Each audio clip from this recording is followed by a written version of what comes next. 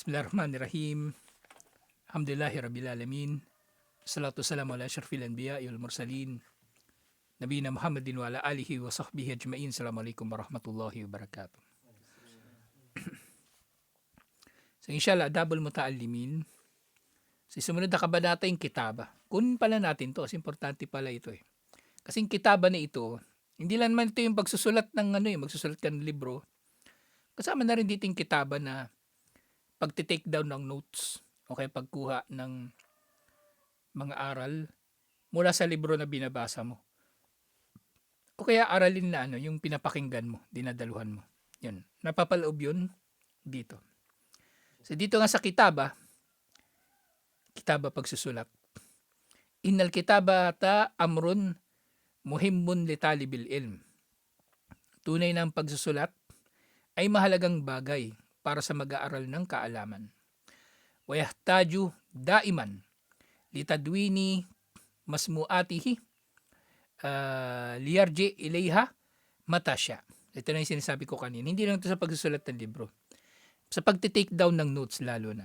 Kailangan niya ang pagsusulat palagi upang yung kanyang mga narinig ay mababalikan niya kailanman niya naisin. Yung narinig niya na pag-aralan. Yung i-take down ng notes niya. Pero syempre, may importante sa pag-take down notes eh. Hindi mo kailangan isulat lahat. Yun ang mali ng ibang mga estudyante. Iba, binibilisan pa nila magsulat. Sa sobrang bilis nila magsulat, pangit na yung sulat nila. Ngayon nire-review nila yung notebook nila. Wala silang mabasa. Kasi nagmamadali. Hindi, wag ka magsulat ng yung magmamadali. Kunin mo lang yung pointers. Yung mga mahalagang mga sinabi. Gawa ka lang ng chart o ng graph, ganon, summary ng mga sinabi lalo na sa lecture. Halimbawa, pinag-aaralan nyo history.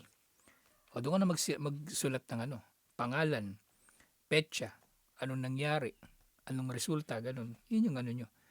Isusulat. Hindi isusulat nyo lahat. Sulat mo. May teacher dyan. Sulat ka. Pati yung pagkamot ng teacher, napakamot ng ulo yung teacher na nabanggit niya si Chiquito. Hindi mo nasusulat, hindi mo importante yun eh. Lian al-insana mahma utiya hefdan wa fahman fa innahu aradatun linisyan. Dahil ang tao daw, anuman ang ibiniyaya sa kanya na pagkakabisado o pag-unawa, siya daw ay palaging nakakalimot. Nakalimot din yung tao. Nakalimot din ang tao. Kaya ng mga scholar, sabi nila yun napansin ko sa kanila. Yung mga scholar hindi pala kaibigan eh. Hindi sila yung yung mahilig labas-labas maglakwatsa. Parang sinakapitan, kape-kape, ganyan. Hindi sila ganun. May sarili silang mundo. May sarili silang mundo. Sila nag-iisip, nagbabasa, nagre-review. Ganun sila. Kasi naobserbahan ko doon sa mga yung mga kasama ko mga Arabo, yung mga maalam, ganun. Ganun sila. Hindi sila mahilig magdadalo yung tawagin man sila, imbitahan sila sa party.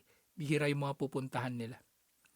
Kaya umpisa pa lang, hindi ako hindi ako kasama sa grupo ni Kapitan eh. Hindi ako sumasama talaga sa kanila. Sayang oras. Tapos, da'wa sasama ako. Pero bandang huli, naisip ko, pagkatapos ng da'wa, tatambay naman. Hindi na lang umuwi agad. Sayang oras uli. Da'wa sasama ako, pero itatambay kayo pa kayo dyan, ewan, wag na lang. Kaya hindi talaga ako kasama sa grupo nila, tablado talaga ako dyan sa kanila. So kahit daw yung husay niya sa pagkakabisado pag-unawa, nakalimot din siya. Wada mo istidkar, tilkal masail alati sami'aha, mundu zamanin, wa kullama baudatil mudda, kanan nisyanu ahra. So kapag wala raw pagre-review sa anumang usapin na narinig niya o napag-aralan niya, mas matagal ang panahon na lumipas, mas matindi rin ang pagkalimot. So mainam na meron kang notes. Ito na yung napapaloob nga dito sa kitaba. Na dito naman talaga natin makikita yung pangunahing kahalagahan ng pagsusulat. Pangunahing kahalagahan ng pagsusulat. وفي هذا يقول الإمام ابن القيم الجوزي في كتابه مفتاح دار السعادة. Sinabi ni Ibn Qayyim al-Jawziyah sa kanyang Miftahu Dar es-Saada,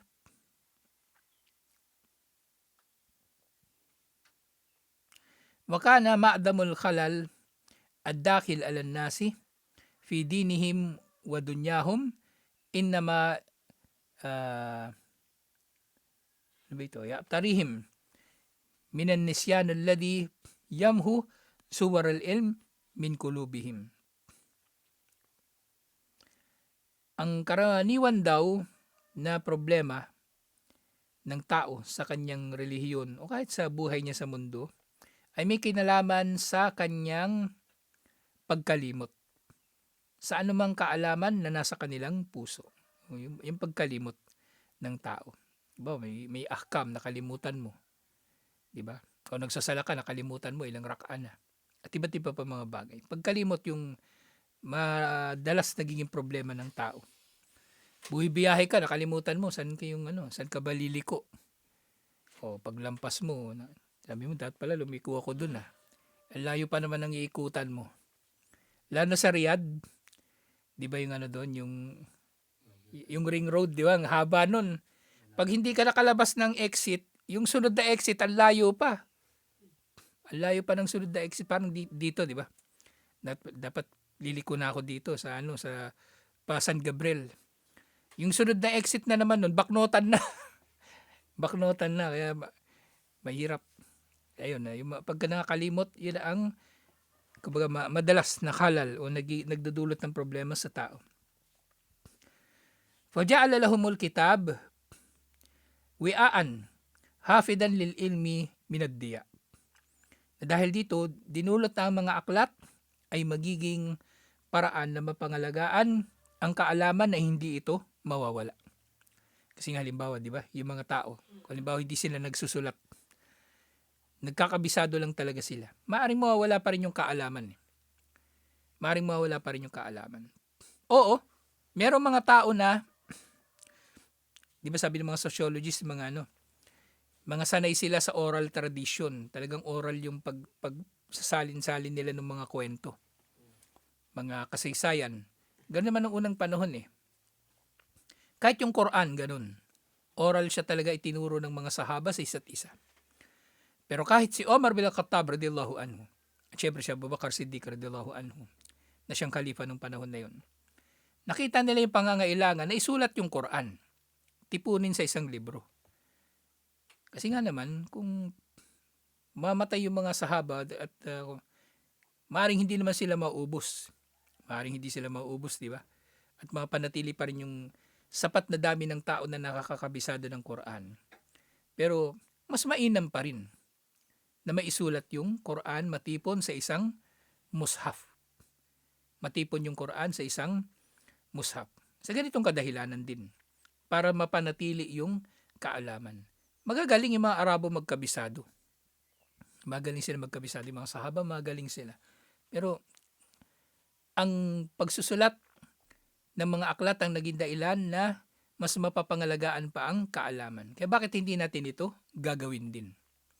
Kaya nga nung tinanong ni Abu Bakar Siddiq radiyallahu anhu si Omar, suggestion ni Omar, ipatipon mo na yung Quran sa isang aklat.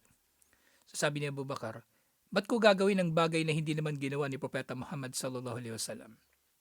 So sabi ni Omar, oo nga, pero mabuti ito. Ay ibig sabihin ni Omar, wala namang masama. Pangalawa, may pakinabang. Di ba? O ngayon, sa panahon natin ngayon, maraming mushaf. Ibig sabihin, mas maraming tao yung nakakabasa ng Quran. Kung halimbawa walang mushaf, di ba? Maghihintay lang tayo ng tao na darating na marunong ng Quran, tapos babasahan tayo ng Quran. O paano tayo ngayon? Di ba? Parang maghihintay lang tayo ng yung magdadala sa atin ng chismis, kumbaga, o balita. May mushaf, di nakapagbasa tayo ng Quran, alhamdulillah. Kasi kung yung tao, Yung komento ko lagi diyan kay kay Torno. Kaya ganyan 'yan, kaya palpak yung pag-iimang niya pagbabasa ng Quran. Kasi hindi naman talaga siya nagbabasa ng Quran eh. Halatang halata. Hindi siya talaga nagbabasa ng Quran kasi kung palagian siya nagbabasa ng Quran, hindi ganyan yung basa niya. Ako nga, hindi ko sinasabing palagi ako nagbabasa ng Quran. Pero naririnig niyo naman pag Tarawih, tuloy-tuloy yung basa ko. Pero siya, wala eh. Makaramadan lang yan nagbuklat ng Quran eh. Kaya ganyan. Al-Qari'an na lang, balibaligtad pa. Tapos yung Shaitanir Rajim, Suratul Takwir. Ilang beses na niyang Shaitanir Rahim yung basa niya. Nga, hindi nagbabasa talaga ng Quran. Pero gustong mag-imam. Hindi nga nagbasa, lalong mas hindi nagkabisado yan. Kaya anong meron sa kanya liban na lang sa pangahamak sa relihiyon? Wala siyang, kung nasa bansang Muslim tayo, babatukan niya, itatapon niya sa labas ng masjid. O nasa nasa Mindanao, maraming maalam doon. Hindi pa hintulutan yung ganyan. Kaya tama lang na hindi tayo nagsasala dyan. Kasi pangahamak na yun sa relihiyon yung ginagawa nila. Pangahamak yan sa relihiyon. Kundi man yan nifaq, kundi man yan pagiging munafik, malaking kasalanan yan. Malaking kasalanan na hindi tayo dapat na malapit sa kanila. Dapat malayo tayo sa kanila. Sige, yung kitab daw, yung mga aklat, kal-awiyah, allati tuffadul amti'ah, minad-dihabi, awal batalan. Sa mga libro daw, katulad dito ng maleta, na nilalagyan ng mga gamit sa pag-alis, na hindi ito mawawala inshallah, at hindi masisira. Fa ni'matullahi azza wa jalla min ta'limil ilm ba'dal Quran min ajallin ni'am. Na ito nga ay kabilang sa mga biyaya ni Allah na tinipon yung kaalaman sa mga aklat katulad ng kung paanong natipon ng Quran sa isang aklat. Kumbaga kung ang pinakamahalagang pagtitipon ng kaalaman yung pagtitipon ng Quran. Yung sumunod na mga kaalaman na pinakamainam mga kaalaman na tinipon din sa mga aklat. Fahuwa alladhi allama al-insan al-kitab. Siyempre, wala nga masama sa pagsusulat kasi si Allah mismo ang nagturo sa mga tao na magsulat. Yun pa nga yung unang mga ayat, di ba? Suratul Alaq. Yun ang mga unang mga ayat tungkol sa pagbabasa at pagsusulat. Wa allamahu ma lam ya'lam. Sa pamagitan nito, itinuturo ni Allah ang hindi nalaman ng tao. Allamahul kalam fatakallam. Itinuro ni Allah sa tao ang pananalita kaya siya ay nagsalita. Wa atahu ad-dihn alladhi ya'i bihi. Binigyan siya ni Allah ng isip na sa pamagitan nito ay nag-iisip siya at nagdidesisyon. Wal lisan alladhi yutarjam bihi. At binigyan siya ni Allah ng dila na nagsasalita siya sa pamagitan nito. Wal banan alladhi yakhuttu bihi. At binigyan siya ni Allah ng mga daliri na nagsusulat siya o nagdo-drawing sa pamagitan nito. Fakam lillahi min ayatin nahnu anha gafiluna fi ta'limina bil kalam. So ilang mga aya ba yung hindi natin nabibigyan ng tamang pagpapahalaga dahil hindi rin tayo nagsusulat. Samantalang sinabi nga ni Allah, Ikra wa rabbukal akram alladhi allama bil kalam allamal insana ma lam ya'lam. Basahin mo o magbasa ka o mag-recite. Dahil ang iyong Panginoon ay marangal o mapagbigay na siyang nagturo sa pamagitan ng panulat. Nagturo sa tao ng anumang bagay na hindi niya nalalaman. Alhamdulillah. Walakad kana nabiyyu sallallahu alaihi wasallam indama yanzilu alaihi al-Quran yastad'i ahadu kuttabil wahi min ashabihi liyaktuba al-ayat allati nazalat. Si Propeta Muhammad sallallahu alaihi wasallam daw, tuwing nang may buwababa daw sa kanya ng aya, ipinapatawag niya yung kahit sino sa mga sulat, tagapaglista ng Quran para isulat kung ano man ang ipinahayag. So, ibig sabihin, hindi talaga pinabayaan din ni Propeta Muhammad sallallahu alaihi wasallam na hindi maisulat ang Quran. Kabisado niya yung Quran. Pero at the same time, pinapasulat niya sa mga sahaba yung mga aya na bumababa sa kanya. Alhamdulillah. So, ganito kahalaga ang pagsulat. Alhamdulillah. So, yung minsan lalo na sa panahon natin ngayon, baka marami sa atin di na marunong humawak ng ballpen o lapis magsusulat. Kahit ako bihira no. Huling beses ako nagsulat yung last week. Last week pa. Yung kinopya ko lang yung address nung yung padadalhan ng order, kinopya ko sa notebook. Pero wala na. Bihirang-bihira ako magsulat. Bihirang-bihira kasi kadalasan keyboard naman Pero sa keyboard, ganun na rin naman yung magiging hatol doon Pagsusulat din yun. Magsusulat, inshallah. Cellphone, ganun din. Pero iba pa rin talaga yung epekto nung pagsulat gamit yung panulat tsaka notebook. Iba pa rin. Iba pa rin yung experience. Kaya marami sa mga tao ngayon, yung mga produktibo ng mga tao, may notebook pa rin sila Uso na yung cellphone, di ba? May notebook pa rin sila. Kasi kita nila mahalaga talaga magsulat. Tingnan yung mga Bombay. Di ba? May notebook. Pwede naman isulat sa cellphone yun Oh, hindi naman yung cellphone niya, di ba? Sa Facebook niya isusulat, sa Facebook. Kahit mawala yung cellphone niya, hindi mawawala yun, di ba? Sa Facebook na Kaso siya, mas gusto pa niya yung notebook na maliit. Bubuklat-buklatin niya, tapos andito yung lapis niya o ballpen. Asan si Naniningil yun. Oh, ba't umalis? Saan nagpunta? Oh, sumakay na ron ng barko, nagsiman. Oh, okay pala, makakabayad. Mas makakabayad din ngayon. Oh, may notebook pa rin sila. Kasi iba yung pa rin Iba yung experience ng nagsusulat. Alhamdulillah. Sa tutulad dito, inshallah. Assalamualaikum warahmatullahi wabarakatuh.